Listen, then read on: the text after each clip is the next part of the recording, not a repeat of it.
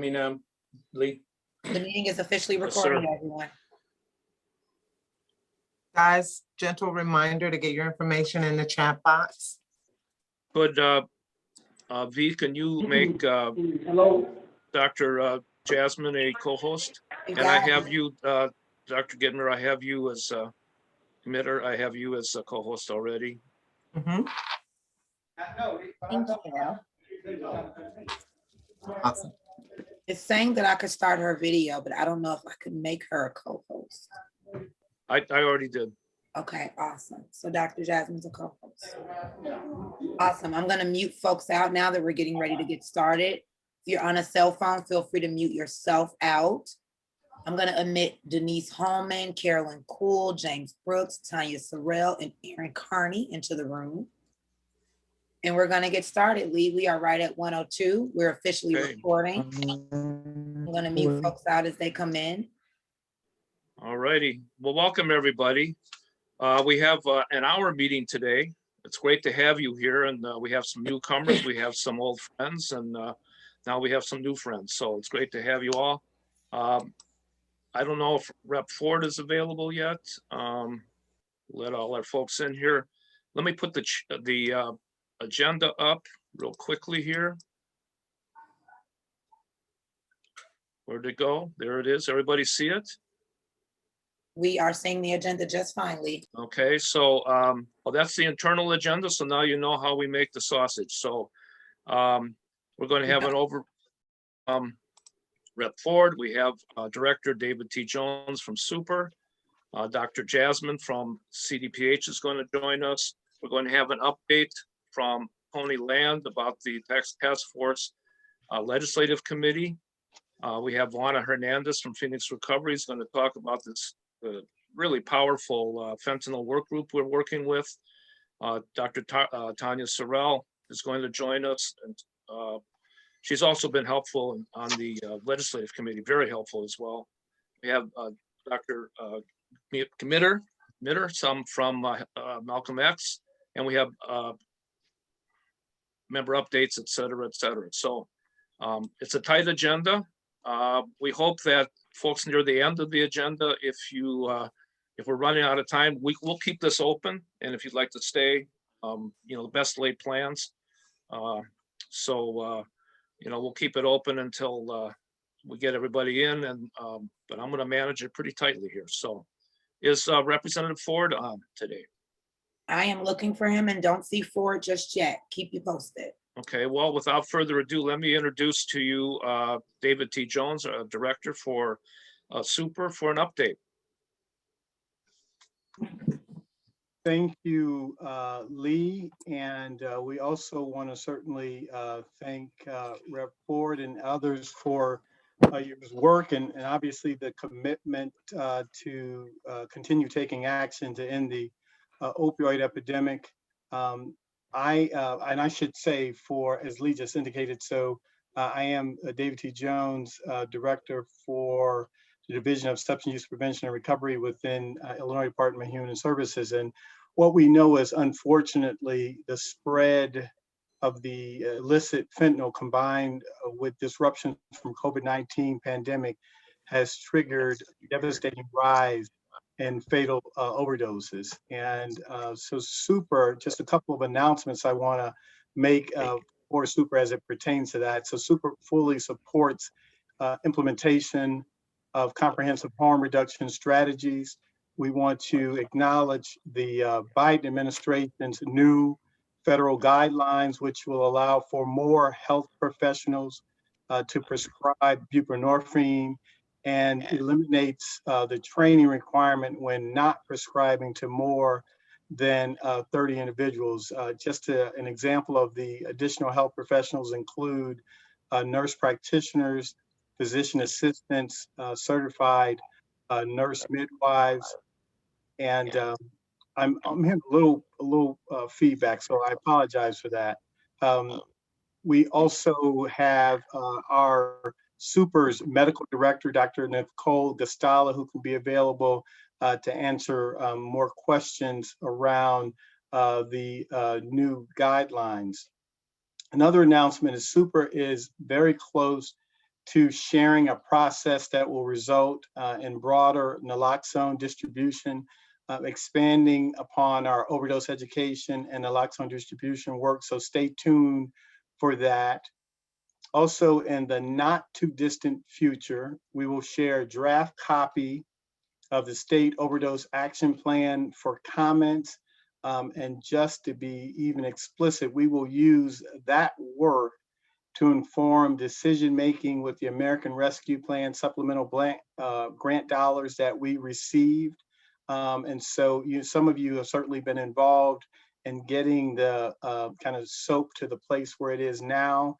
And we want, again, that to be a fluid document that again will come out, but we will certainly continue to use it to inform both the plan that we will submit, that we actually have submitted to the federal government, and then future plans.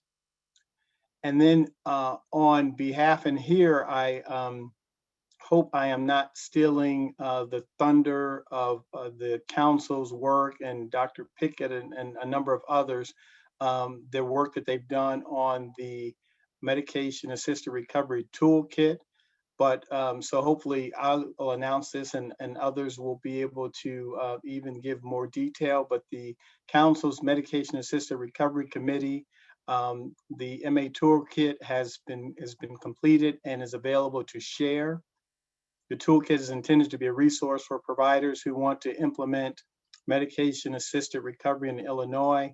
It provides guidance on state level regulations and workflow to induct individuals into medication-assisted recovery, includes recommendations and best practices for administering a MAR, also shares information on locating and building collaborative relationships with prospective referral sources and recovery support system.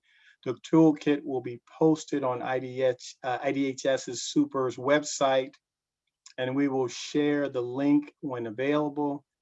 And then finally, the department will continue to work certainly with Rep. Ford, Advocates Lee, Chelsea, and others on the development and hopeful soon to be implemented overdose prevention services and site. And with that, Lee, I will turn it back over to you, sir. Thank you. Would you be available to take a few questions, Director Jones? I am, and before I take those questions, I was remiss in not stating off the top, congratulations to you Chicago Bear fans on being able, the draft of Justin Fields, Ohio State quarterback.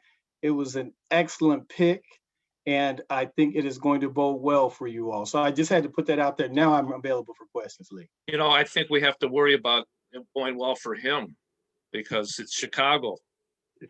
So we're pulling for him. You're right on that one. right. Any questions for Director Jones?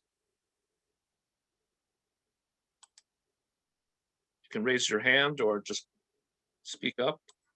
I'm monitoring hands being raised, or you can just put in the Yeah, chat. and there are no questions in the chat box. Okay. Well, great. By the way, the MAR report or the MAR piece is, if you haven't got it, I'll send it out with the follow-up to this meeting. If you're not on Sue's voluminous email list, it's great. So thank you. With no other questions, the update, Director Jones, always great to have you with us. We'll go to Dr. Jasmine from CDC. Thank you, Director Jones. Hello, good afternoon, everyone. And I've given you a screen share if you'd like. Oh, it's okay. I'm not using slides this week to keep me within the time constraints. So my name is Wilnice Jasmine. I'm the medical director of behavioral health at CDPH. I have a few quick announcements. Thank you, Director Jones, for talking about the restrictions being removed for buprenorphine being prescribed. In case you haven't heard, beginning on April 19th, In terms of receiving the COVID vaccine, all individuals age 16 and older are now eligible to receive the vaccine.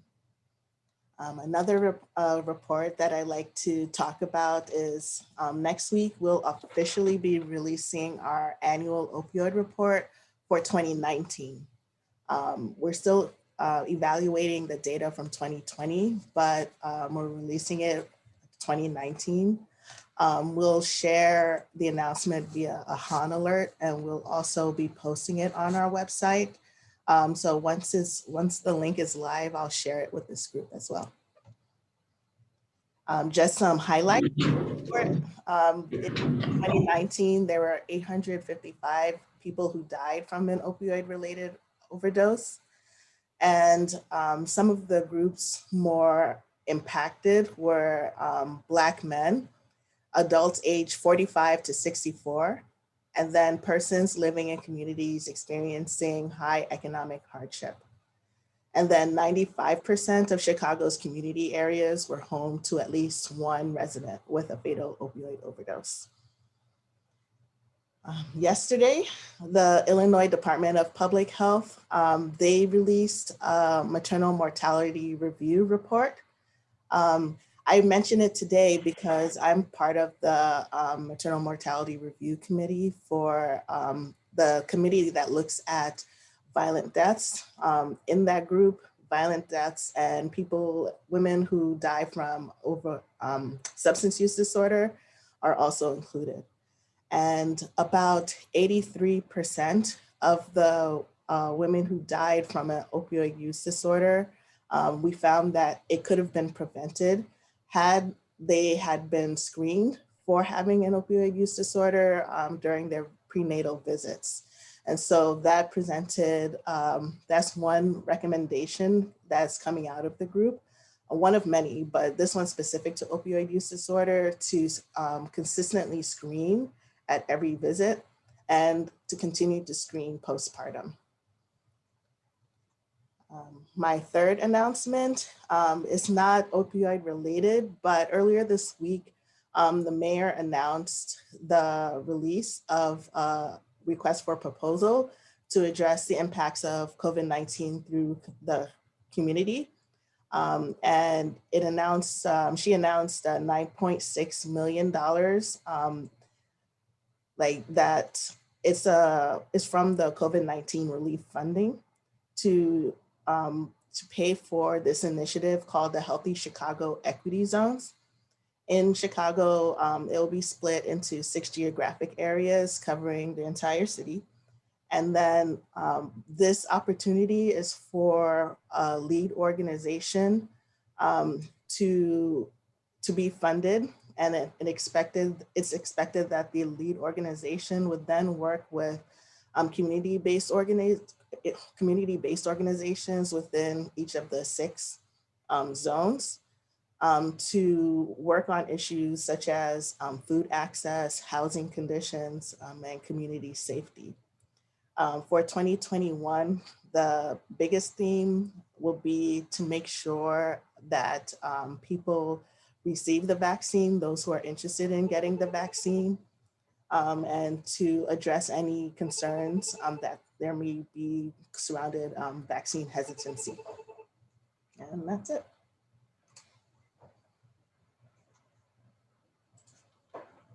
Thank you, Dr. Jasmine. Any questions for Dr. Jasmine? Questions can certainly be curated in the chat box. We don't have any yet, Lee. I was getting a call, but hopefully somebody's trying to get in. The mystery of where's the link? I know, I'm keeping a look at the waiting room to make sure, and I'm admitting folks as they come in, Lee. Thank you. Yeah. Thank you very much, Dr. Jasmine. Always great to have your report and to see you. Thank you, Hopefully Dr. one of these- Jasmine. I want you to be the first to tell us when we can all get together and have a meeting where we. Yeah. Looking forward to that too. I'm going to give you the honor to let us know. Okay. Thank you so much. Next on the agenda is our task force legislative committee. We have approximately 40 people who raised their hand to be a part of this committee. We have a working group, probably about 10 to 15 people who've been very regular in meeting on our Monday meetings. And represented that today is one of our co-chair, Tony Land from New Age Services. Great to have you, Tony, and take it away. Good to be here. Back in about early March, we decided that, instead of meeting and trying to get the word out, Chelsea has an intern by the name of Erin. Erin put together this wonderful informational sheet that allowed us to just disseminate it and send it out to everybody. So from that, we began to talk about how we can begin to just reach out to everybody. And as the sponsors started to grow in terms of the bill, and the bill I'm talking about is safe consumption, HB 110. So I said, let's begin to organize and start up and get our sister agencies all across the state. We know some people in Springfield, we know some people in Carbondale, we know some people in Peoria. So what we started to do was started to call them, send them the information and arm them with it. One of the greatest things, and we cannot say it enough, we send those real special thanks out to David Jones from Super, who testified on behalf of the legislation, which helped to bring it out of committee. And so in the chat, we ought to give him some high fives and some stuff like that. Thank you so much, Mr. Jones. That has been just an awesome push for us. So it finally comes out of committee, and they call it up to vote last week, and we lose passing short of 13 votes. 13 votes. The magic number was 60. 47 yeses, 47 noes, and then 24 no votes. Where we think a lot of it happened at was the fact of the matter that a number of people who would have supported, who would have helped us, weren't on the floor. So we're looking for that to circle back around, and Rep Ford is going to have it called again coming up, because the biggest thing here is that we do not want our legislators to go to recess and not have it recalled, because we feel really optimistic. And we were very surprised to see so much support. And a lot of that goes out to the work of Chelsea and my colleagues on the legislative committee. I'm going to run into any questions real quick. We have none listed in the chat. Huh? We have none listed in the chat so far, so you're good. If you have not seen information about this, we'll send out more information as a wrap up to this event. Here's in the chat are the links to the text and the fact sheet. I think probably Aaron put that in there. We're very open. This kind of ties into the work that's being done through the community engagement project that's funded through Super to really poll and get information and response from the West Side communities about their feelings, their understanding about what overdose prevention sites are.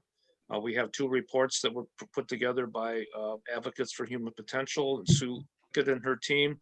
If you have not seen them, again, put something in the chat and we'll get that out to you. A lot of work's been done on this. Because of COVID, we're not able to really have the type of community meetings that we need to have, where everybody can air their concerns and really get to know each other and really grapple with this. Hopefully, as we come out of this, that we can do more and more of that. But I think the main thing is that we really like to get this passed so that we can really start talking about it as more of a reality than just theoretically. And I think when we have that happening, I think we're going to have the kind of discussion that we really need to have moving forward. Thank you for that, Lee. We have a call from Mr. Land to repeat the vote numbers, please. It was 47 yay, 47 nay, and 24 no votes. Again, the magic number to pass would have been 60.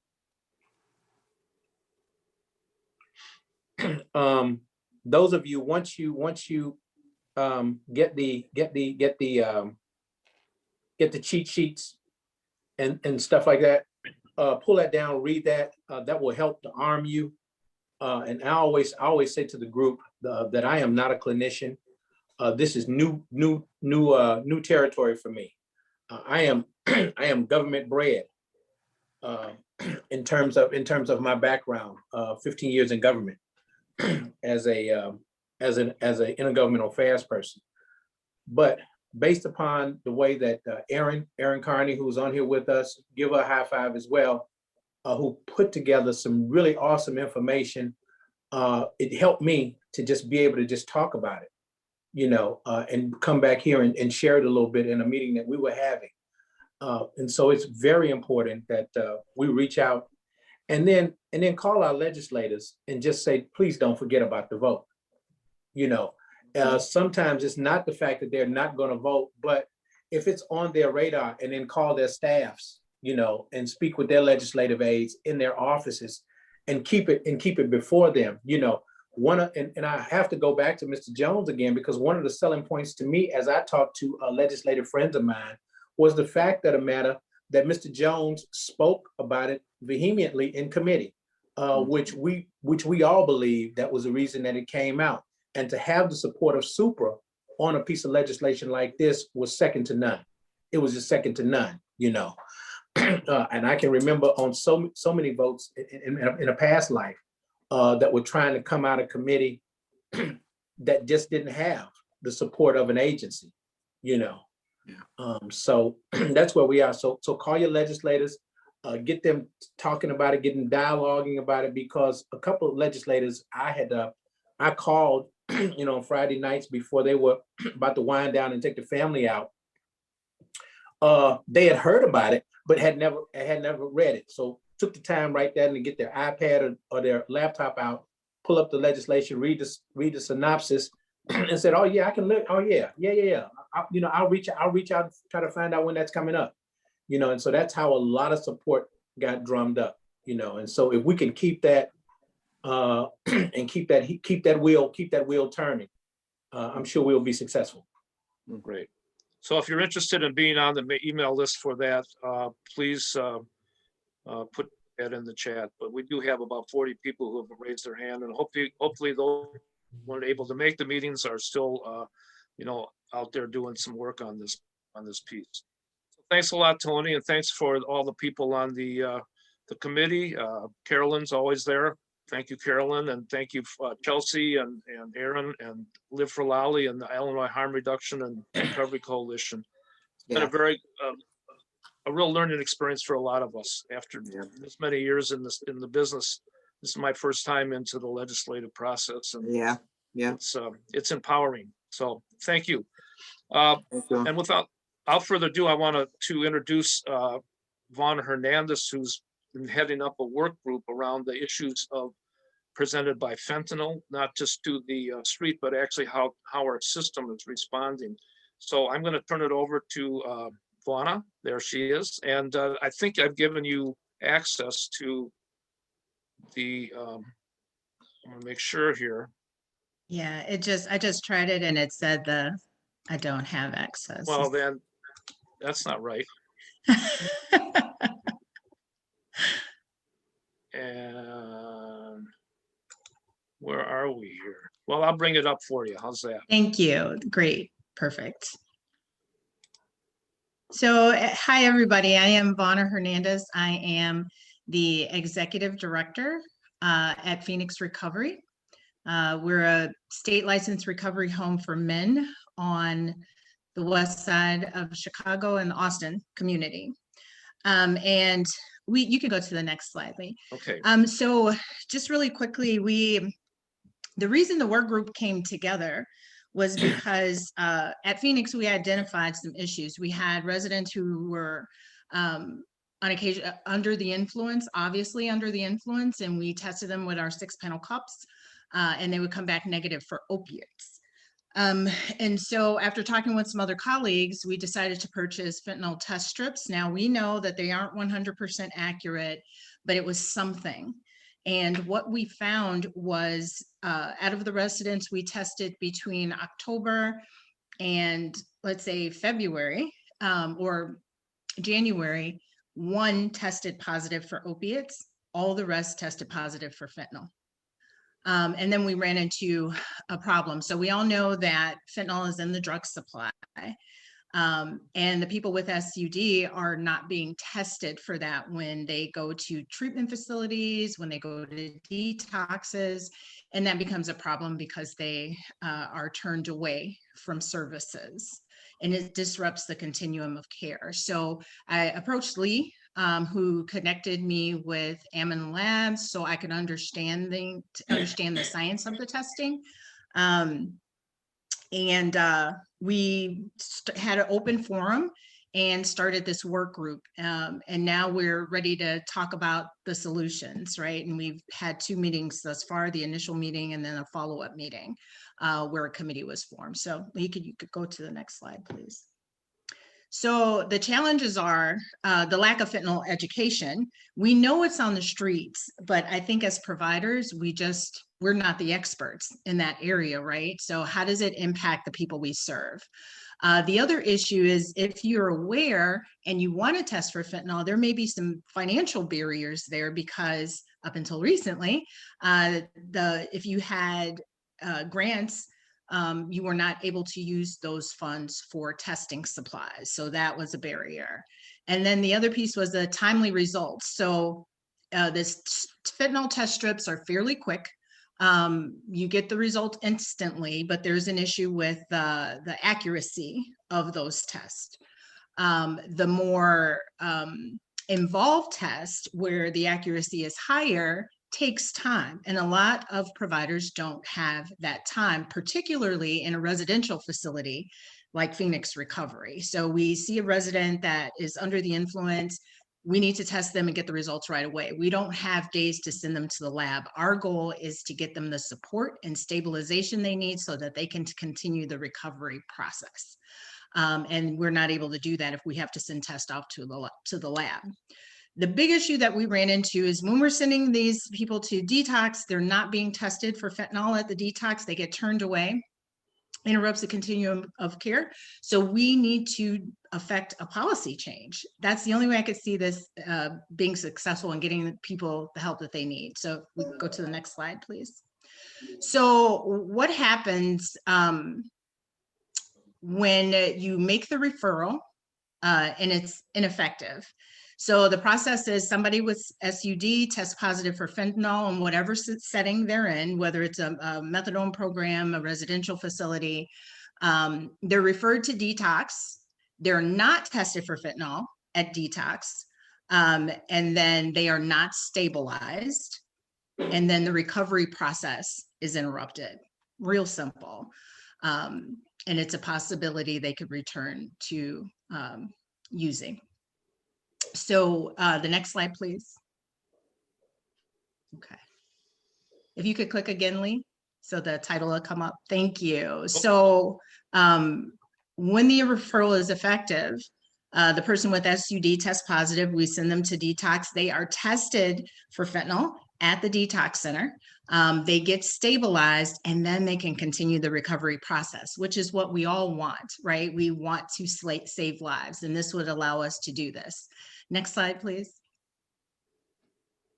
So our first goal in the work group is to provide education for all facilities around fentanyl and testing, and then to get guidance from Super. We might not be able to change the law or policy immediately, but guidance from Super carries a lot of weight. So if we could get an announcement from Super saying that they encourage all facilities to test for fentanyl, we would have a big win. Next slide, please. So, and click once more, Lee, please. Thank you. So we've had a couple of wins already, right? So the day that we had our first open forum, an announcement came out from SAMHSA saying that we could in fact use money, grant money for fentanyl test strips. Wonderful. We've made some phone calls to some key people at Super, and they support the idea 100% and agreed to have conversations in their circles about this challenge. And then recently, Phoenix Recovery, I'm not sure if other facilities have received this correspondence, but we received correspondence last week saying that we could use other funds, other grants for testing supplies as well. Next slide, please. So what are the next steps? The focus is on policy change. We want to inform facility administrators of the issue, right? If they have not been a part of this task force or been coming to the meetings. We want to connect the facilities to testing resources. How do they get them? What tests are most effective? Where could they get the best bang for their buck, so to speak, so that this can be done? And give them, connect them with resources that could educate them as well on the testing for fentanyl. And then the super guidance for fentanyl testing. Next slide, Lee. So that is it. Does anybody have any questions? I wanted to make sure I kept it within my 5 minutes. I'm trying to follow the rules here. Fantastic job. By the way, the next meeting is going to be this Wednesday at 2 o'clock, or is it, or 1? I want to say it's 1 o'clock. Let me check my calendar real I quick. should know that. Yeah, anyone who wants to be involved, wants more information, please attend the meeting. We'll send a notification out ahead of the meeting to everyone, I'm sure, who's here today. So please feel free to join us. We've had some commitments from some of the facilities that we're going to work on not only this issue, this is the biggest one. This is the most important one, so that the people can get, people with SUD can get the support and stabilization they need to continue the recovery process. Now, beyond that, lots of other issues came up in the open forum, and we are willing and ready and able to address them, but one at a time. So this is the first thing we need to do, and the following work group meetings will address the other issues as well. So feel free to join us. We want your input. We want your insight. We would love for people to share their experience, what's working, what's not working. So we look forward to seeing you there. Thank you very much. And there's some comments or questions in there. Sandra, did you see that? Yeah, there or any- was one question. Thank you so much for that presentation. It was awesome. Are there fentanyl urine tests available? So what we use at Phoenix Recovery, there are fentanyl test strips. I think initially they were designed or meant for testing drugs on the street to see if it contained fentanyl. And so we use them. We have a 6-panel cup that we use. And at the time that we're doing the UA, we use the test strip. We dip it in the urine for results. And so that's how it works for us. And there's also a bit of a concern here about test powder for the presence of fentanyl. Do you want to talk about that a little bit? I'm sorry, what was the question? Test powder for the available to test powder for the as a kind of fentanyl. piggyback to that question. Yeah. Okay. Yes, so there is a difference between testing for powder, and don't get me wrong, I am not the testing expert. Okay. I'm not a scientist, right? I'm a provider. But yes, there is a difference, different tests to test urine and powder, 2 different tests. I believe there's many, many versions or many ways that you can test for fentanyl. But as a provider, we're not concerned about testing powder, right? Because that's before use. What we're concerned about is testing the urine of the person with the SUD to make sure that we can refer them and give them the warm handoff to a facility who can assist them and stabilize them so that they can continue their recovery. Thank you. Again, thank you, Vonna. And I see Dr. Sorrell has a comment. Maybe we can transition to her and you could mention that before you begin your presentation, Dr. Sorrell. And thank you for getting on. I saw you had some difficulty getting on here, Tanya, so great to have. But thank you. And this, I just want to point this out as is something I think we can do as a task force. When Vonna came to me and said, hey, I'd like to maybe talk about this, we can take issues that are coming up from the group here and have special call meetings around certain topics. You know, we have an email list of about 500 plus people, plus, you know, social media, that if you do have some concerns and you think other folks in the task force might have similar concerns, we could pull people together for these kind of meetings. But I really applaud Vonna for reaching out and having the trust in us to be able to bring this to the fore. And man, great stuff happening. Thank you very much. Thank you so Thank much, you. Vonna. So the next on the agenda is our presenter, Dr. Tanya Sorrell from Rush University College of Medicine. And thank you for joining us. And you have access to your slides. Do you see that you have, Dr. Sorrell? It's saying that I can't share yet. Okay, well, let me just do And it it's for you. disabled. Okay, that's fine. Okay, Thank you for presenting, Dr. Sorrell. Let us know if we can help. Oh, no problem. Thank you guys so much. And I did post in the comments, we've been working with an agency called Precision Diagnostic Labs. I've sent the link and website of the person that's specifically over the Chicagoland region. And they are working because they will send the cups directly to the patient.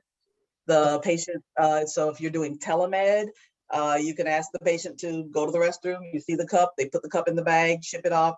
It's about a 48-hour turnaround time, but they have a tighter confirmatory response. So their sensitivity to fentanyl and some of the other synthetic derivatives of opioids are higher as well. And they also do their own billing. So then it's not an onus on the agency to try to bill for the lab testing, because sometimes that can be a deterrent, but it also allows us to try to continue to provide these services during COVID while we're kind of moving to some of that distant and telemed services. Awesome. No problem. So this discussion is really to show how Rush is really now trying to make a concerted effort to reach out in the West Side community with the engagement, knowledge, and working together to really try to partner to improve our outcomes that we have. So this is a presentation that myself and Dr. Ann Rufa, who's a psychologist, did just a couple of weeks ago. But my focus on this and the time that I'm allotted is really to show what we're working on, and potentially, if you're concerned or interested and want to have more information, how you can partner with Rush on some of our current projects. You can go ahead, Lee. and I apologize. I can't. Whoops! What happened here? Did it do it again? Let's see. Yeah, it still has me unable to screen share. Okay, well, can you see the screen? Mm-hmm. Okay, well, I can't do the slideshow part of it, so I'm just gonna kind of. Wait, it just gave me, something just happened. It's advancing, Lee. Cross your fingers. I think it's happening. Okay. Can you Well, see my slides now? Perfect.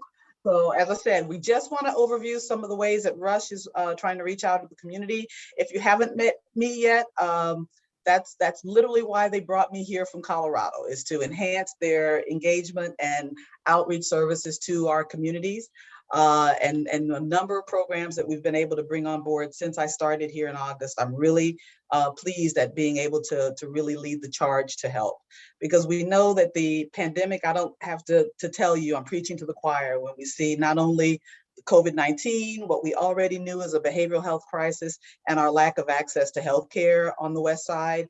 And if you notice that that shape that's on the right, what I've kind of noticed is if you start to just kind of look at the corners, you don't see that you're literally looking down in the chasm of what's happened on the West Side, from lack of access to care and services, the behavioral health crisis, the opioid crisis, and now what we have is our societal crisis, is really recognizing that without the social determinants of health assessments, and recognizing that health equity and social justice is such an important part of what we're doing, that we really see the chasm in what's happening.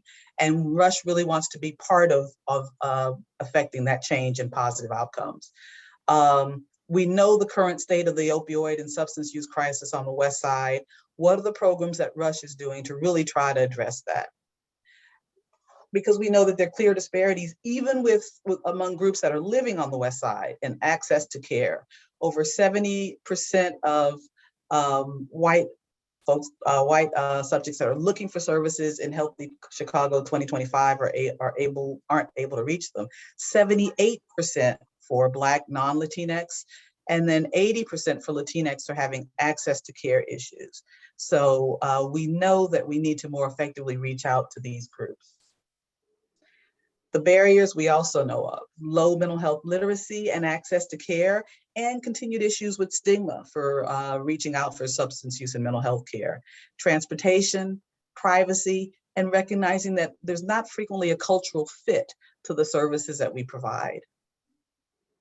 So RUSH is part of the NIH National Institutes of Health Clinical Trials Network, has developed programs that are working in conjunction with RUSH, Loyola University, Lurie Children's Hospital, Northwestern, UIC, University of Chicago, and 2 medical centers in Wisconsin, University of Wisconsin-Madison and the Medical Center of Wisconsin, to really develop the community engaged research approach, which is why I've been pleased to attend and work with the West Side task force to develop how we look at developing clinical trials, developing treatments for substance use services. And so as part of this group, I hope to learn more about the West Side communities and how we can look at treatments for methamphetamine and cocaine use. There's currently a clinical trial happening in the Chicagoland area. We're developing a stigma for racial and substance use services encounters in the emergency room, because we frequently see that that's the highest, most likely place where negative encounters happen, for the stigma of using substances and the stigma of being of a racial or ethnic minoritized group on presentation for the emergency room. So myself and Dr. Kanedu are also working currently on developing some models that NIH is looking at for how we can try to address stigma for substance use as well as for racial and ethnicity issues. We're developing a contingency management therapy for substance use services, and several of our agencies that we're partnering with are developing that model of care as part of their substance use services. And so if those are areas that you'd like to have more knowledge and information about, please make sure that you contact us, and we'll make sure that we can get you involved in these clinical trials as they're developing. Another area that we're working with is telehealth. We're currently working with the Night Ministry and Catholic Charities, Phoenix Hall, the RAP program, the Crib and Youth Outreach, to be able to provide no-cost therapy and psychiatric services for the patients, and then work on developing services with the Night Ministry and Catholic Charities for payments through their agencies to be able to provide these services to the community. We converted all of our care services to telemed in March of last year during COVID, and we're continuing to work with agencies and developing contracts with other agencies if you're interested.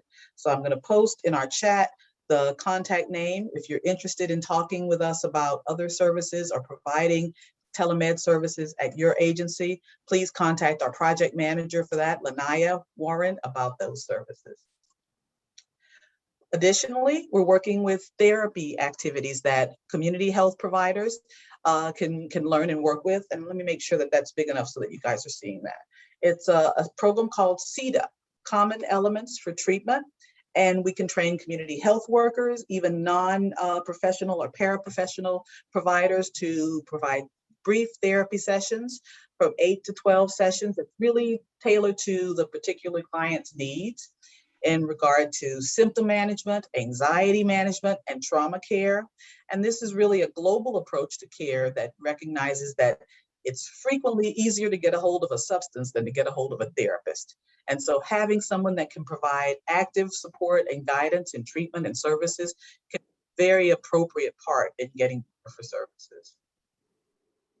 Now I changed that thinking it was going to look better, and it did not. So I'm going to kick that back and keep going. But I'm hoping you guys can see those pretty well. Let me know if you can.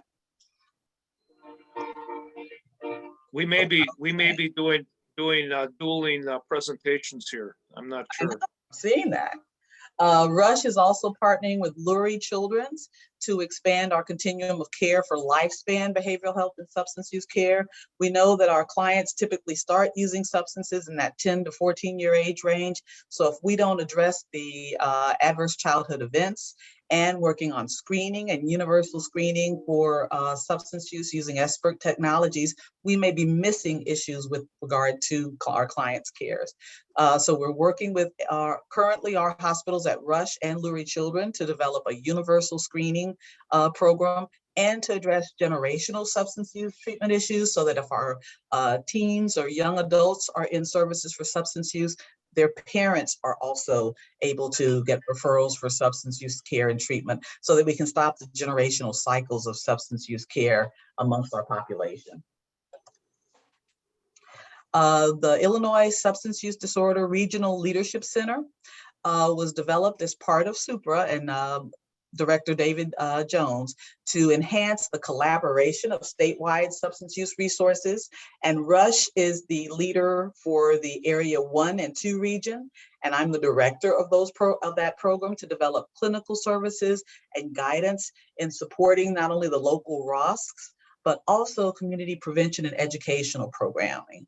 And so Lanaya is our contact person for that if you're interested in learning about the regional leadership centers. And our newest program is part of the regional leadership centers, which is the agency support program. About mid-February, Lee was kind enough to post that we were looking for agencies in our regions 1 and 2 to provide funding on topics and services and how Rush could really start to help in harm reduction, peer support, medications for opioid use disorder, provider capabilities, and recovery and outreach. So we're really happy to announce that we were able to find 12 agencies in region 1 and 2, with 10 agencies being directly on the west side. And we're currently providing a little over $700,000 in services and funding capacity to build in these agencies. So we'll be working with mobile MOUD vans, harm reduction, and peer support. And many of those agencies that are receiving funding are here on that call. Our year 2 funding for this will start in July of this year. And so if you're interested in listening and saying, it'd be nice to be able to partner with Rush to develop our capacity, please look at contacting Lanaya, who's our program coordinator. We're really now specifically looking at funding newer agencies who are grassroots agencies getting started, developing their programs, not yet where they're able to apply potentially for funding for SUPRA. We want to help build those programs up and provide the initial capital that you need to start those services and get to the point where you could look at submitting for funding from SUPRA, from DHS, or from SAMHSA. So we really want to be able to impact those types of programs that are just getting started from an each one teach one model. So if you're interested in applying for the services that will start in July, please contact Lanaya regarding that. The last program that we had is particularly near and dear to my heart because it was actually the NIH funded program for MAT-ACT. Medications for assisted treatment for access to cultural care and treatment, which is a 2-year grant that I was awarded by NIH, National Institutes of Mental Health, of Minority Health and Disparities, with options for 2-year renewal. It had been put on hold due to COVID-19 and due to my move from Colorado to Illinois, but now we're looking at getting started. So if you're an agency that wants to develop culturally based practices to improve the access to care, cultural care, and treatment outcomes of your patients, please contact us. We really want to look at empowering African American and Latinx groups for substance use services. And we know that those are the groups most effective currently on the West Side. So we have specific programs that will be funded for service if you want to look at adding either resilience-based programs for cultural care, if you're working primarily with Latinx populations who might utilize a botanica or curanderismo, which is a folk medicine type care initially. It's part of like a spiritual-based model that usually first and second generation immigrants might be more inclined to than seeking traditional Western medicine. All of those practices are fundable through this NIH funding that I brought from Colorado to Chicago. So I'm really excited about getting those services started. We have funding to be able to assist your agency in developing these programs and then to be able to monitor how clients who are involved in the culturally based practices are able to retain in substance use care services, to have hopefully better outcomes than those that are in traditional Western medicine care, and really want to analyze how we can best reach these groups that we've yet to be able to so far. There's funding available again to develop these culturally based programs.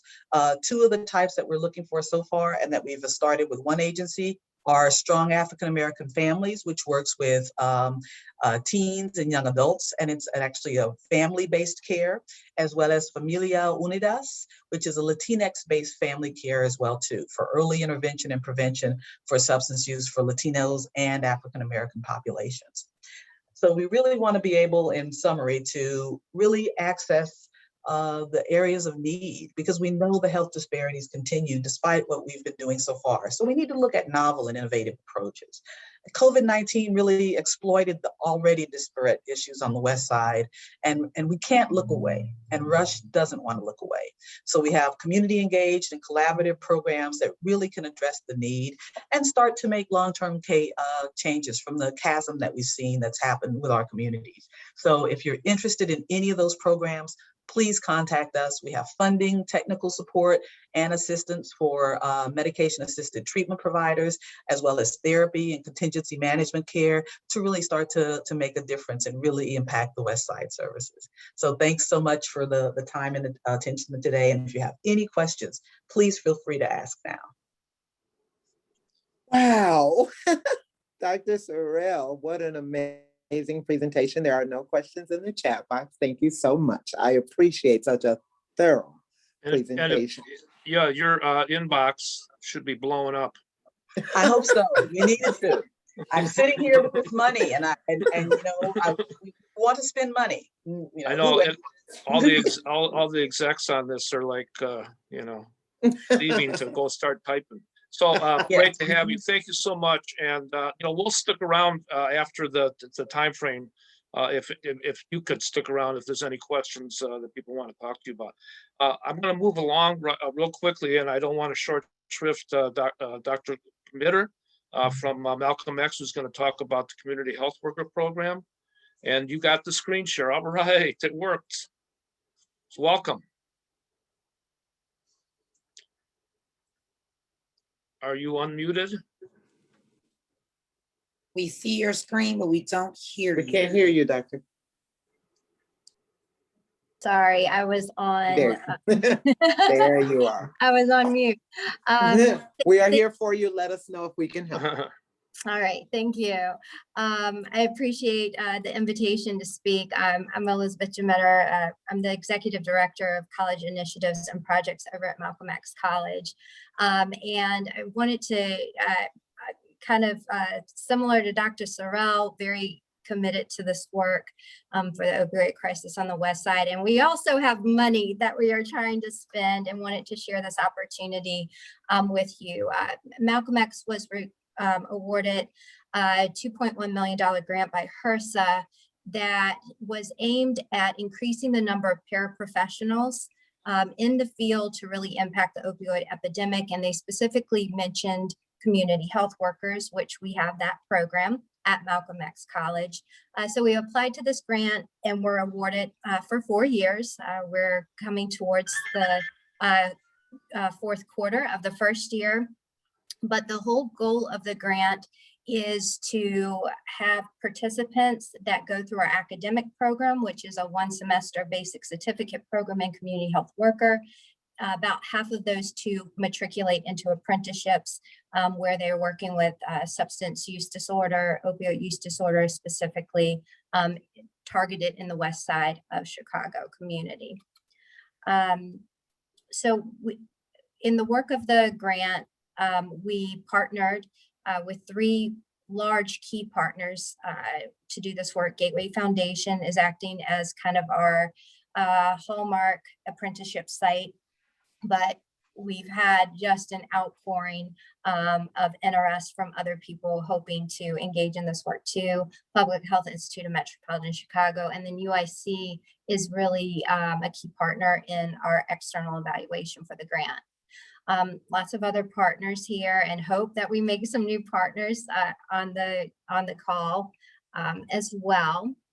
So the grant work is broken up into 2 levels. Level 1 training, which is the academic side. Again, candidates who go through this program will receive our basic certificate program. They have tuition and books covered and stipends up to $800. They will go through a specialized opioid curriculum, and you can kind of see our coursework here. And it is inclusive of 80 hours of a field experience, a supervised field experience. In level 2, the trainees, in level 2, they will participate in a 1-year paid apprenticeship, or it could be 2 years part-time, where they'll receive very deliberate mentorship and professional development as they kind of grow into their roles. We also have the ability to offer them a $7,500 stipend to help them kind of transition into the workforce.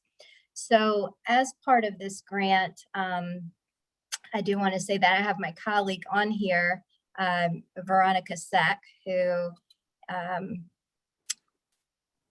believe is on here. Let me end this slideshow. And she's going to be dropping into the chat box our flyers for the program, both the participant flyers and the apprenticeship partner flyers.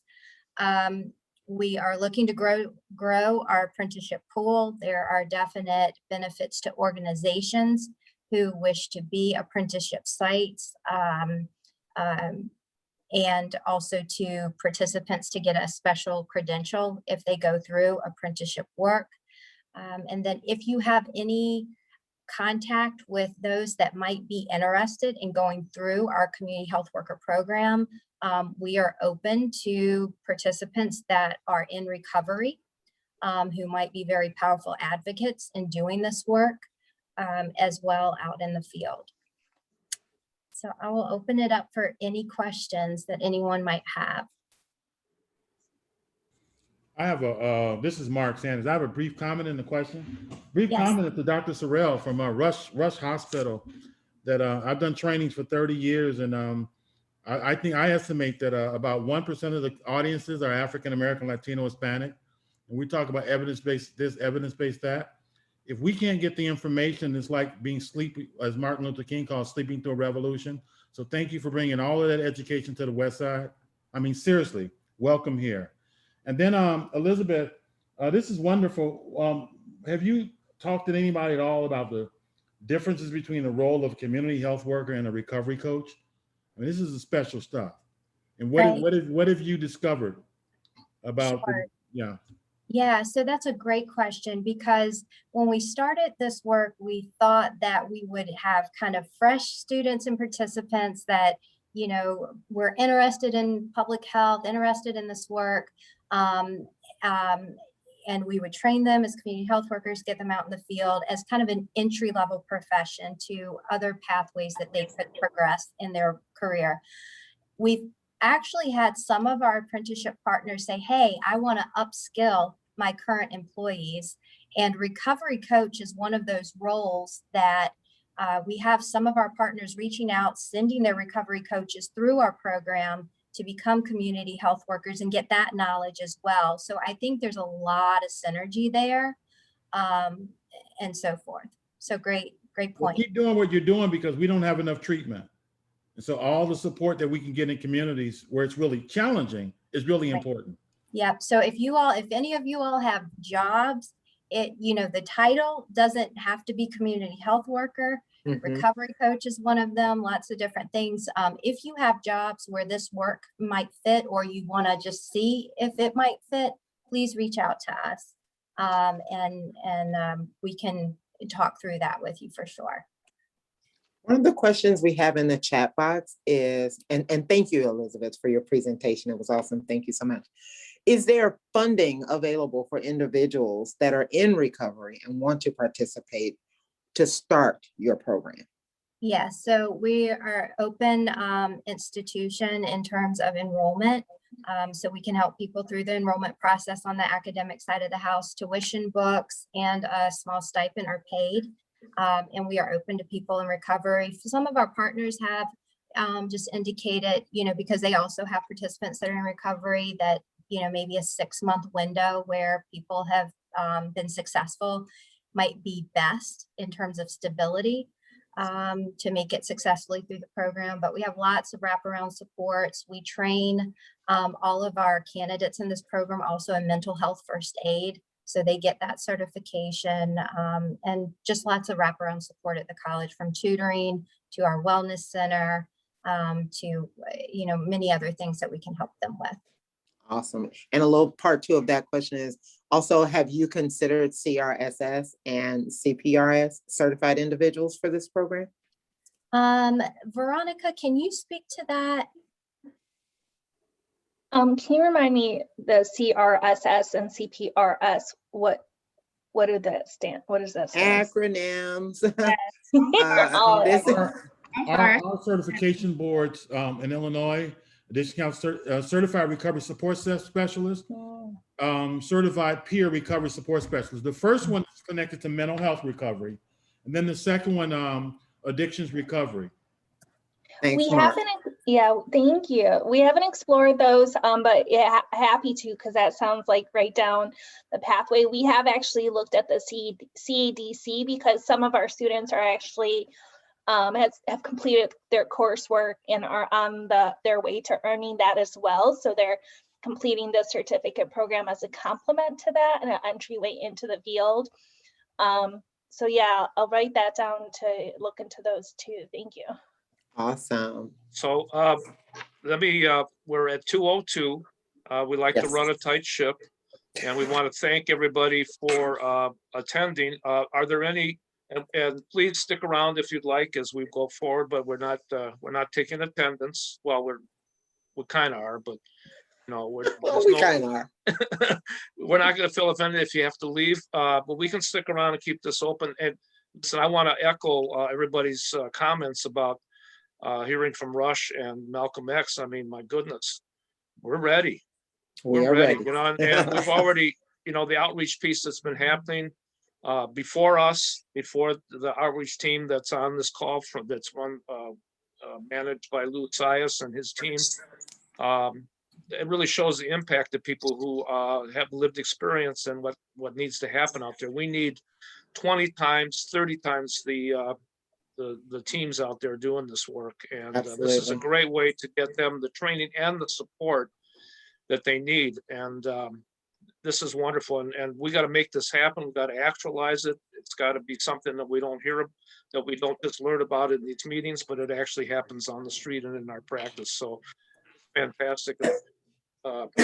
So thank you, all of you who joined and are on the phone. I know there's some folks who are on the phone. Great stuff. It's happened a lot, and we're going to try to keep our hands on it. But please let us know if you're not being heard. If you need to tell your story, we have social media. We have an email list of 500 plus people, and our job is really to be facilitators and connectors. And Lee, right before some of the folks jump off, might we remind them that we will kind of curate that information in the chat box and get it to you guys. There was some good information about the purchase of test strips and the truth about fentanyl. We also had some House Bill 110 information in our chat box. And we got some information to reach out to Lana at Rush. So we will curate that information and get it to you in our follow-up email. This will be follow-up. Thank you so much. So we'll stick around, but and great to have you all. And if there's other questions or comments, just on mic yourself or unmute yourself and ask away.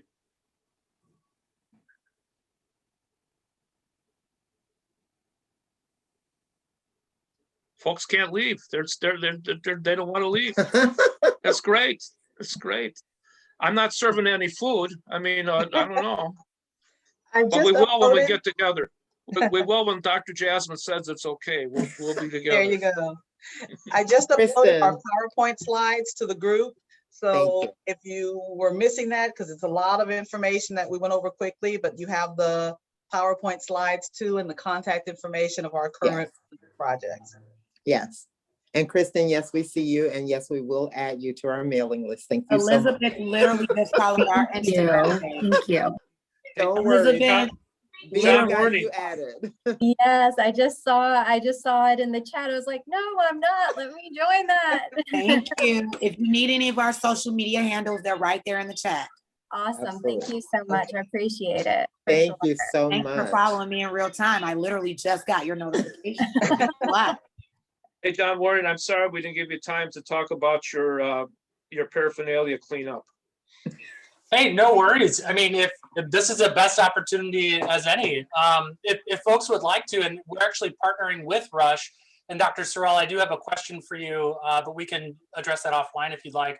But we are doing drug litter cleanup on the west and southwest sides, and if anybody in this room wants to come with us or volunteer with us, we would very much appreciate your assistance. We're going to be doing a couple throughout May and then a couple throughout June. So I believe I put my information in the notes. So if y'all want to reach out, we could use you. Hey, John, I would love for our residents to participate in that activity. So is that something that we can do? Yeah, absolutely. Yeah. We're Great. We're trying to provide all of the, not only for the event itself, like the materials that said I'd be there. but ideally too, we're going to be able to give away some of the materials so that folks can, continue to do this work around their sites or around wherever their neighborhood or whatever. Wonderful. For the future. Great. Perfect. But yeah, we would love to have the folks at Phoenix come out.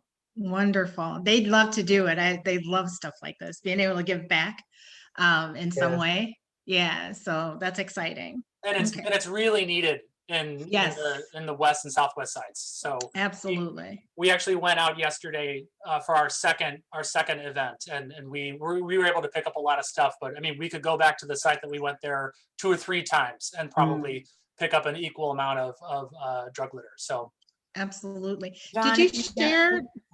I'm sorry. Go ahead. I'm sorry, Vanna. You go ahead. No, that's okay. So were there flyers sent out? Did I miss it? It's very possible. It's been a crazy couple of weeks. For our project? Yes. Not yet. So we're still working on to get it out, but we wanted to do a couple test runs essentially before that we really opened it up to, because we imagine that there's going to be a lot of community interest in doing this, which is great, but we just wanted to kind of work out the kinks beforehand. Before we take on a lot of used syringes and all that stuff, and we have to figure out where to store them temporarily and all that. Yeah. That was literally my question, John, making sure I didn't miss any communication and wondering how I can help on the task force end. So as that stuff becomes available, you know how to find me. Yeah, well, V, we're going to send you some stuff, like Oz or Frida or I will send you some information pretty soon. Sounds good. So Kristen, were you asking about dates for John's the HOS program? Yeah, I was, and I sent him my email. So if you just, I sent him my email. So okay, great. Cool. Yeah, we haven't so we're gonna do a for sure a larger event, 1 or 2 in May. But we also do smaller team initiatives. So if it's hey, we can't make that bigger event, but we have identified this location as being pretty bad or just needing some assistance, get into contact with us and we can come out. We have a very flexible schedule for this. So please connect with us and a small team will go out and try to help. And shoot me an email so I can answer. I thought I gave you the resources, but shoot me an email. I need to leave the call, but shoot me an email so we can make sure we have everything that you need for the next one. Thank you. Thank you, Dr. Tanya. No wonderful. problem. Yeah, but I think we sent the ones for the needles, for the contacts. And I know there was one thing else that you were missing, and I thought I sent the link for it, but I may not have. So just let me know. Cool, will do. Thank you, Dr. Sorrell. Hey guys, take care, guys. Have a great weekend. Thank you. Thank you so much. Thank you, Doctor. Anyone else that we got about 10, 15 people on still? Anybody else need to get kind of shortchanged here? All right, guys. Have a great weekend, everybody. Thank you, Vanna. Great job. Thank Glad you. You're doing well, by the way. I am much better. I'm on the mend. Great. Thank you, Vanna. Have a wonderful Take weekend. care, all. Good to Thank you. see You too. Bye-bye. Good to see you too. Great presentations, Elizabeth, thank you. Very important that absolutely. keep in touch with us. Lou and his team have actually reached out. We, connected, and he wants to get his team involved in that. And That's boy, the more the awesome. merrier out here. I tell you, Yeah, it's crazy to me how many synergies there are. It just blows my mind. Like you feel like you've met everybody and then like this whole new world opens up. So that's great. I would love that. And especially like, this is a 4-year grant for us. And one thing we really want to come out of it, besides just the work of, impacting the West Side, is really having kind of a process playbook of how we went about this and how we showed return on investment, and really wanting some thought partners about how do we show, what metrics do we use to show return on investment, besides the simple things like how many CHWs did we put out into the community, et cetera, things like that. So, I encourage you, Collective impact. I encourage you to think about coming out and joining one of the outreach days, just to kind of get a sense of, what's happening out on the street, with some of the, we've got a cadre of people that are working together now. We want to really build more of a system and be more routinized about it, but we love that. I think even when you work on the West Side, if you step out and kind of go to some of the street corners and walk the streets, you kind of really get a different perspective. Yeah. And I think that would really be informative of you and then of the people who are doing the training. Yeah. I know I'm not saying you don't know that, but it's great opportunity. Yeah, I would love that. Please definitely let us know about that for sure. If you're on our email list, you should be getting a schedule periodically, and all you need to do is give us a couple of days ahead of time, so we know that we're not overbooked in some ways. Right. So, but great. Okay. Thank you. Yeah, I think I just got on it here recently. So okay, good. for sure. But thank you so much. This was wonderful connection. So I appreciate it. Great. And I'm also very excited, and I should have mentioned this when I was presenting, that once we do return to face-to-face instruction, which we're hopeful for spring of 21, that we will do that. We will host this program at our West Side Learning Center campus. So awesome. we will be very integrated into the West Side there, a little bit further than we are here at the you can host a meeting. Yes, exactly, for sure. Okay, so. Right. And because we need food. That is unbelievably hard for me actually to get food purchased. I know it's all, there's so many, there's so many, like, you really have to use kind of euphemisms. Mm-hmm. We find if we have student involvement, we can get food a lot easier, but if there's no students involved, forget about it. Bring them. Yeah, Bring 'em. yeah. We love kids. Yes. So, but yeah, we could definitely work with that for sure. Thank you. All right. Have a wonderful You heard it here weekend. first, folks. Elizabeth, thank you so much for being here. I enjoyed your presentation. Certainly look for And Veronica, all of us calling you offline. nice to see you. Yeah, Thank nice you. to see you again, Veronica. Right. Oh, that and Veronica Sec too. Yes. Thank you so much. All the Veronicas. All the Veronicas. All right. Bye now. Thanks. Anybody else got anything? All right. So we'll sign off. Thank you, Diana. Did you Thank get you all. information that you needed? And Sandra, it's good to see everybody. Hey, John. John, it's always a pleasure to see you. Hey, John, give me a. I got Can you the give me a email call? that it's time for us this year, so here we go. I'll call you offline. Okay. Yes, All right, and bye. yes, Lee, I'll give you a call. All right, thanks. Oh, talk soon, you all. Good weekends. Bye. Everybody, thank you so much. Is Luther still on call? Okay. I think that or Luther is Roger. Hey, Roger. Do we get all the chat? Do we get it all saved?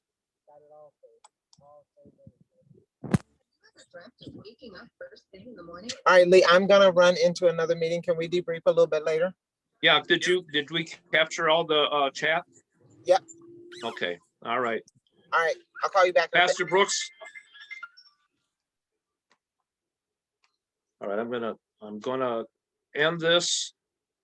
I'm gonna say sure here. I hope I get all let me. How you doing?